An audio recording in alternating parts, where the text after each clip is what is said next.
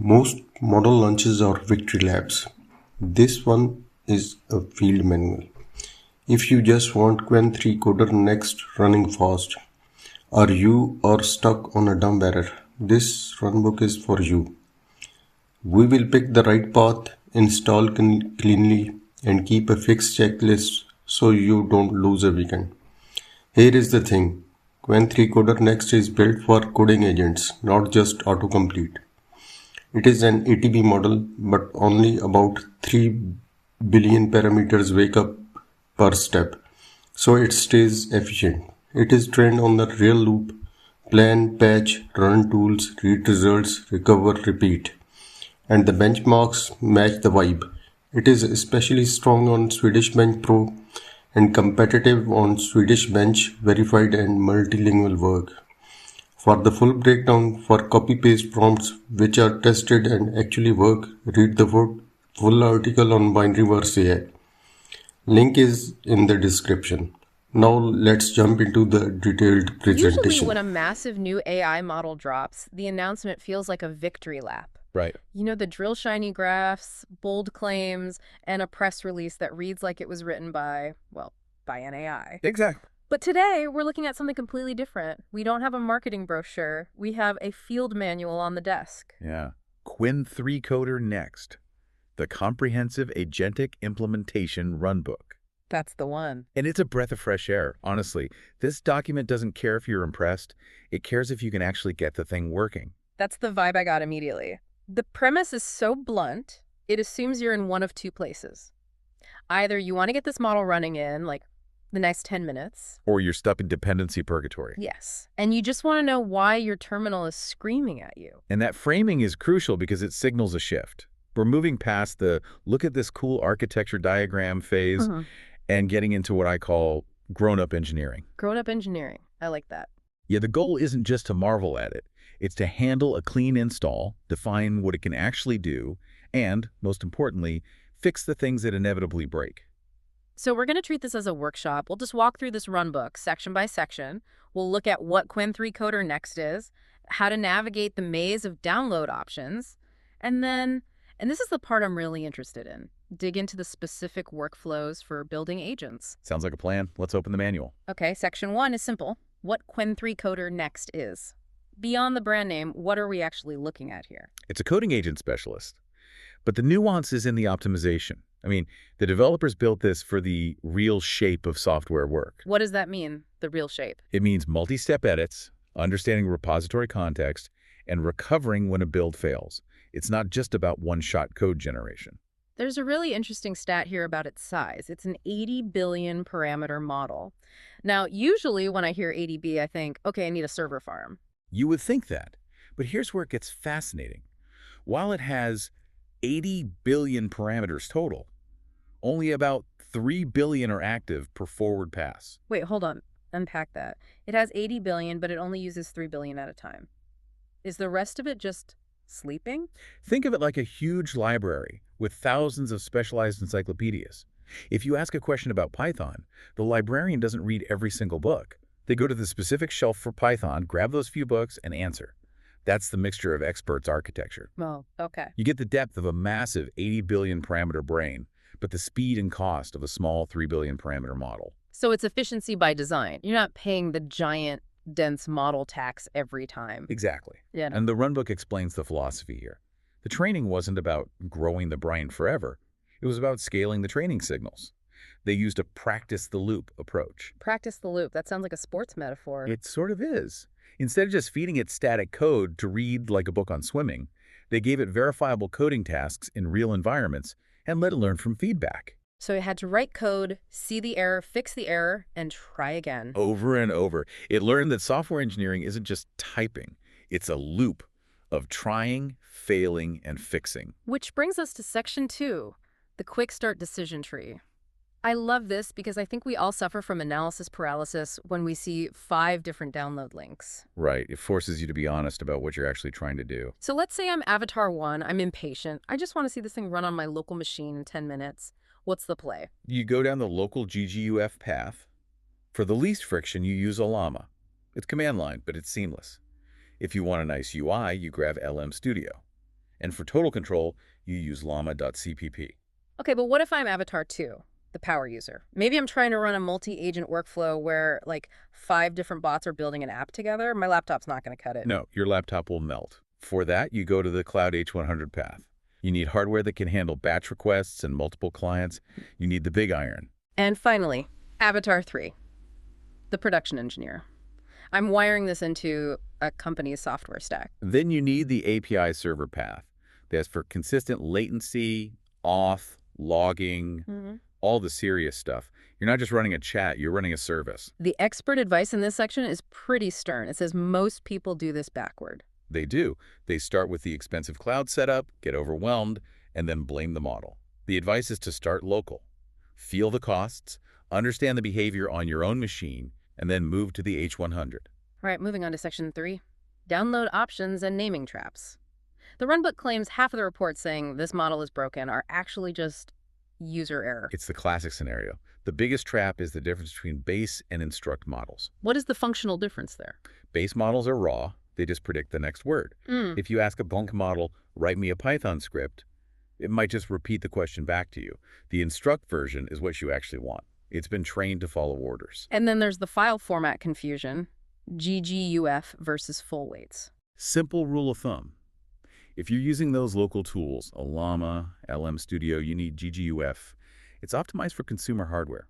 If you're running a heavy cloud stack with VLLM or SGLang, you want the full weights. The Runbook has a why does this file not load checklist. And it's all the usual suspects. Number 1, running full weights in a GGUF tool.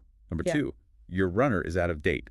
And number 3, you picked a Quant, a compression level, that's physically too big for your video RAM. That sounds like a perfect segue to section 4, running locally with GGUF. The golden rule here is pick one path and commit. This is great advice for debugging.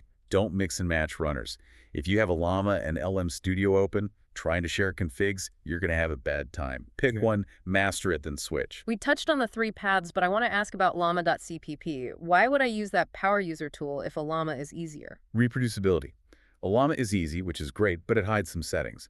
Llama.cpp is direct. You can script it. You know exactly what temperature, what seed, what settings are being used. If you're building an app on top of this, you want that predictability. Now, section 5 is probably the most practical part for anyone with a gaming PC. The GGUF Quant Pick Guide. I love the opening line here. Quant choice is not a moral decision, it's a budget decision. It has a VRAM cheat sheet. Let's break it down, because people get greedy. So let's say I have 8 GB of VRAM, a standard graphics card. With 8 gigs, you're looking at the smallest Quant. It's highly compressed. It's useful for quick edits, but don't expect it to hold a complex conversation. It just doesn't have the room to think. What if I bump up to 16 GB? Now you're in the mid-Quant range. That's the sweet spot for interactive coding. It's smart enough to follow logic, but small enough to be snappy. 24 GB. Higher Quant, better stability, fewer moments where the model just drifts off into nonsense. And the big one, 48 GB. That gives you high quality with headroom. And headroom is key. If you max out your memory just loading the model, you have no room left for the context, the actual code you're working on. That connects to one of the non-obvious truths listed here. Higher quants don't help if the bottleneck is KV cache. Right. The KV cache is the model's short-term memory. If you load a massive model that fills 99% of your GPU, you leave no space for that memory. It's like having a genius professor who can't remember the last sentence you said. So you're better off with a slightly smaller model that has room to remember the conversation. Exactly. The motto of the section is, don't be a hero.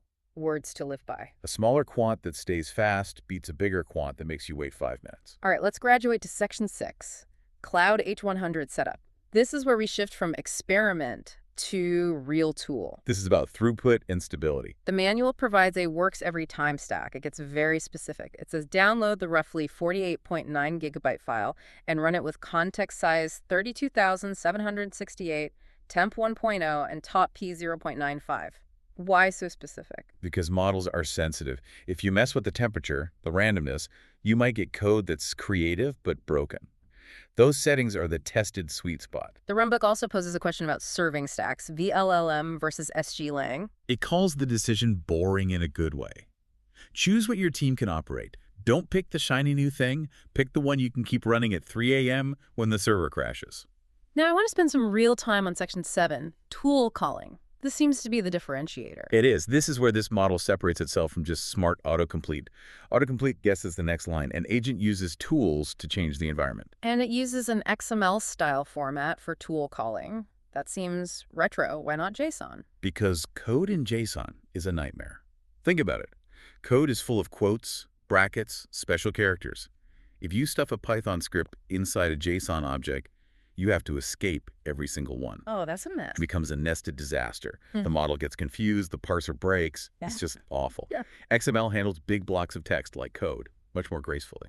That makes a lot of sense. So how does the loop actually work? It's a rhythm.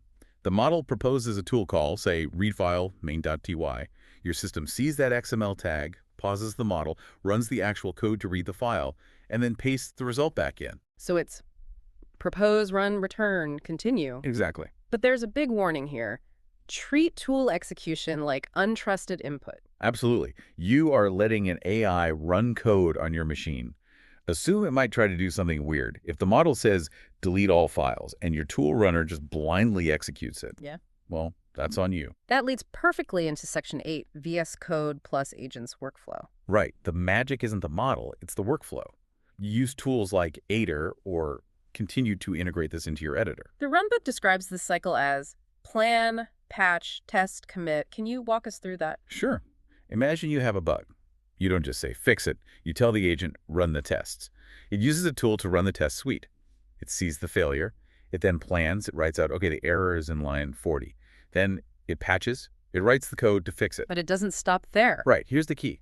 It runs the test again. If it fails again, it reads the new error, rewrites the code, and loops until the test passes. That's the agentic workflow. That's the aha moment. It's not one-shot generation. It's self-correction. Exactly. And the Runbook suggests prompts that encourage this, like draft a plan in 5 bullets. You're giving the model structured working memory. Section 9 takes us to benchmarks. Now, you usually warn us about leaderboard fandom. It's dangerous. People get obsessed with the score being 1% higher. You have to know what the numbers mean. Okay, so let's look at SWE-Bench verified. Qwen3 Coder Next scores in the low 70s. What does that tell us? SWE-Bench verified uses real GitHub issues. So a score in the 70s is a solid signal for repo-scale bug fixing. It can handle real code bases. What about SWE-Bench Pro? That's the stress test. It rewards long horizon task completion. It's much harder. Doing well here means it can stay focused. And TerminalBench? That's a reality check. It tests if the model hallucinates command line instructions. If it fails here, it might try to run a command that doesn't exist. The Runbook notes that comparing this against DeepSeek or GLM isn't about better or worse. It never is. It's about trade-offs. Maybe one model is slightly better at Python but costs twice as much to run. You have to pick the trade-off that fits your budget and risk tolerance. Now, Section 10. The Runbook calls this the section people search for. Common errors and fixes. This is the gold, the problems everyone hits. Error 1. Unknown stream value.filtersafe in LM Studio. That sounds terrifying. It sounds like the model is broken, but it's mundane. It usually means your chat template is set wrong. The fix is boring. Update LM Studio, switch the template, or just try a different GGUF file. Error 2.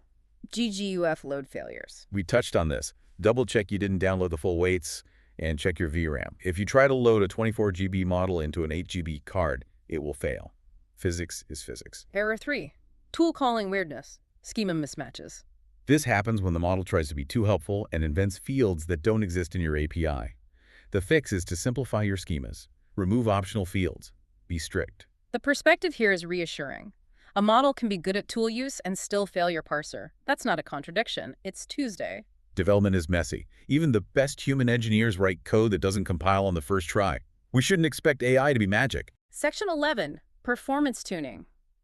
This seems to be about avoiding traps. The biggest is the context trap.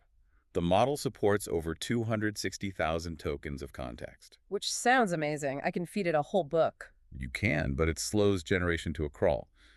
Just because the speedometer goes to 200 doesn't mean you should drive 200 to the grocery store. Only use it if the task demands it. Then there's the idle GPU mystery. This is when your expensive H100 is sitting at 20% utilization. Usually it means you're CPU bound on tokenization. Your processor can't feed the GPU fast enough. The motto here seems to be boring wins. Avoid exotic sampling flags. Stick to sensible quants, sane context, and stable defaults. You're building a tool, not a shrine. Section 12 closes with security plus stability. This is a serious disclaimer. If you're exposing this to the internet, treat it like a hostile service. Specifically regarding tool boundaries. Tool execution is a security boundary. Never, ever let the model run arbitrary shell commands on the host machine. Sandbox everything, rate limit, log every single tool call. Okay, let's zoom out. We've walked through the specs, the install, the tools, the errors. What's the core identity of this model? It is built for the loop. Edit, run, recover, keep going. It's not just about writing code, it's about fixing code. And if someone takes one thing away from this runbook, Start local with GGUF. Get a feel for the agent brain. Understand how it thinks before you spend money on the H100 stack. it leaves me with a thought that we're evolving from prompt engineering, whispering magic words, to the AI to harness engineering. That's it, exactly. The stability of the loop, how you handle the errors, the tools, matters more than the raw intelligence of the model itself. The harness matters more than the horse. I couldn't have put it better myself.